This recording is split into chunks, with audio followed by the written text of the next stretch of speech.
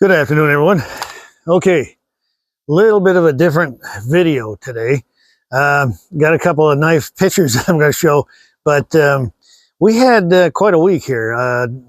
This past, Wednesday, today's Friday. We had rain coming, okay, and rain at this time of the year when the ground is frozen and there's ice and everything outside of my shop is not a good thing here. Okay, little background history. When I built this, added on this side of the shop here, it was low. It was right level with the ground, but it was below the road, which is running right outside the door here, and not good for runoff. I've done just about everything I could to keep it from running into the driveway and consequently running into the shop, but the only thing that I've ever been able to come up with was digging a hole in the forge area here near the other side of the garage door. You can see it from there, and put a sump pump in, which I've been intending to do for a long time. And I even started on doing it here last week. Okay, I had bought a jackhammer. Okay, I'll show that in the video here coming up. Not a huge one, but medium size, maybe a little bit bigger than that. I've used them in the past, back when I was a plumber. Okay, everybody forget that. All right, I try not to tell anybody that I was a plumber in the past. That was way back in my 20s. Anyway, put in quite a few sump pumps in my day, and I had to jackhammer through the concrete. Not fun, but of course, when you're in your 20s and you're using a jackhammer, kind of cool maybe. It's not cool now. No, not at 62. Yeah. So what happened was, long about 12 o'clock, started raining, really raining. Okay. And it came pouring in. All right. So I had intended, I got the jackhammer, like I said, it was sitting in the box, had it all set up, ready to go. Was going to do it in my time when I had time enough to do it soon, but yeah. So jump right in there, plug it in, pull everything out of the way, and I start jackhammering a hole in a 6-inch reinforced concrete floor. We made it pretty heavy duty back then, 20-something years ago. Yes, not fun. In standing water, actually pouring right in the middle of a river. I couldn't even see what the hell I was doing. I had to keep vacuuming out the water so that I could see it. Anyway, not fun. So instead of doing it in my time, I did it in full panic mode here. And about 6 hours later, I had a sump pump in there and pumping the water out. Of course, I was a little tired after all that, so I had a few coffees too afterward, maybe a little more than a few, but not a good time there. Not good. Anyway, I got a video here showing before and after, so stay tuned for that. Just want to do a little update here on. I mentioned about that D-guard Confederate Bowie. Okay, I've had a lot of people asking about that since I mentioned it. That I may have an extra one, Kent. I know you want that one. Okay, we're gonna try to get a couple extras maybe done. Got a picture of it here. I think it's here, or maybe it might be there, depending on where I can fit it in. Now, this one that I'm showing right here is an original one that was made, back in the Civil War time. But the one I'm making has a end spike on the end, a skull cracker, if you want. That's what they call them. Anyway, that's what it's supposed to be, and that's what's going to be on these. And so I got a picture of that one right here, or there, whatever. And the cowboy Bowies. Okay, these are made out of that reclaimed horseshoe rasps. Okay, I got another picture of that one here, there, whatever. And those are in the works. And of course, I talked about having a couple extra small hunters, which I do have coming up. But these right here, these little patch knives, the bird and trouts with the bird beak little end on the handle there. I got quite a few of those on order, so yeah, gonna have maybe one or two of those extra too if I can. So anyhow, this is just a quick video. Just wanted to show everybody. I certainly didn't get as much work done as I wanted to this week, not at least on my knives. but at least I got the water issue under control anyway. I wouldn't say it was perfect, not by any means, but it's under control for the time being.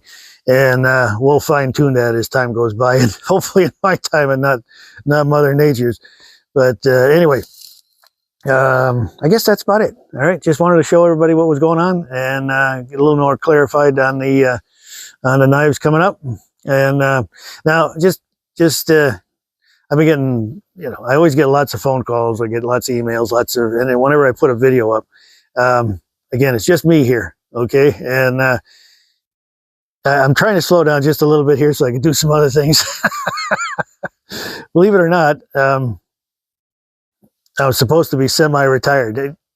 Yeah, okay, I know, it doesn't quite work out that way. But, don't worry, I'm not going anywhere, and I'm still going to be putting out as much work as I can. But I hate to say no when somebody calls. I got a really big backlog here, so it is what it is, and I'm doing the best I can. So anyway, thank you for everybody for all the interest and the activity on my channel here. Thank you again, and I'll keep going as long as I can. Thanks again, everyone, and we'll catch you in the next one. Thank you. Okay, here we are, a little bit day after the flood. Still kind of a mess, but I've got most everything back into its place, the forge, and still got some water here and there, but nothing like it was before. Sump pump is ready, all plugged in temporarily anyway. Hose is out the door. Hopefully that's not going to happen again anytime soon, but I know it will. It always does this time of the year. Any kind of heavy rain coming across the ice and the frozen ground just likes to come in here. We sit down below the road, so not a good thing. Anyway, this machine right here, I had bought it about a week ago with the intent of jackhammering that hole there in the concrete and putting the sump pump in, but I was planning on doing it on my own time, not the weather. So I was right in the middle of it. Nothing like jackhammering in a flood, but can't say enough about this. It's just it worked really well. Let's see, here we go. Vibor brand. It's about a 35-pound jackhammer. Just outstanding. Worked great. I mean, it's not the big heavy one, and you can see that chisel I was using, and these right here, these worked great. That spade chisel right there dug in real good once I got past the concrete. Of course, everything's compacted down below underneath. When we poured this floor here, it's crushed stone and rock and compacted dirt. So digging with a post hole digger just that was not easy. So that made it a lot better. Now, these other two chisels came with it. This is the one I use most, the chisel point, which, as you can see, I use quite a bit because there's no more chisel point on there. Just used it a lot, to say the least. And the diamond point to break up things, again, use that a lot too. So all in all, I think I had about 6 hours of in panic mode here. Wasn't fun, and like I said, jackhammering in standing water is not a good time. Let's see if I can get that in there a little bit better. No, there we go. I can't see it. Anyway, got everything back. Still getting a little bit of water here, but much better than it was before. Still got a lot of cleaning up to do, but anyway, we'll be okay. Back to forging here shortly. Power hammer, everything's good there. Base got a little wet. There's a piece of plywood down and a cow mat underneath to cushion that, so it doesn't ruin the concrete. But after chopping through that 6 inches of floor here, I don't think I'm going to have to worry about that going anywhere.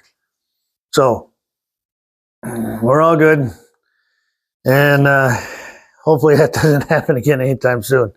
All right.